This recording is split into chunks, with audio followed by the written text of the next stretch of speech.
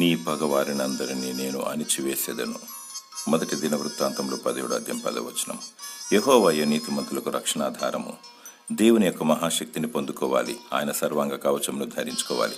పగవారి కొరకు, శత్రువుల కొరకు, విరోధుల కొరకు, వారిని వారి కుటుంబాలను రక్షించాలని, వారిని ప్రేమించి వారిని దేవుడు దీవించులాగన కోరుకోవాలి.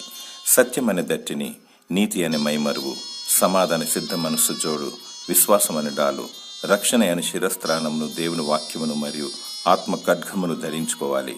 నీ మొరను విని నీ పగవారిని దేవుడు దర్శిస్తాడు. తద్వారా ఆయన ప్రణాళికలో ఉన్నవారు దేవుని శక్తిని బట్టి పశ్చాత్తాపమును పొందుకుంటారు.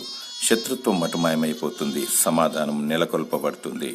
నీకు విరోధముగా గుంపు కూడువారు నీ పక్షపు వారగుదురు. అధైర్యపడకుము, నీ పక్షాన ఉన్నవాడు బలవంతుడైన దేవుడు. ఈ లోకంలో ఉన్నవాని కంటే నీలో ఉన్నవాడు గొప్పవాడు. దేవుని స్తుతించుము, ఆయనతో సహవాసము చేయము. దేవుడు నీకు కంచె వేసి నిన్ను భద్రపరచును గాక. ఆమేన్.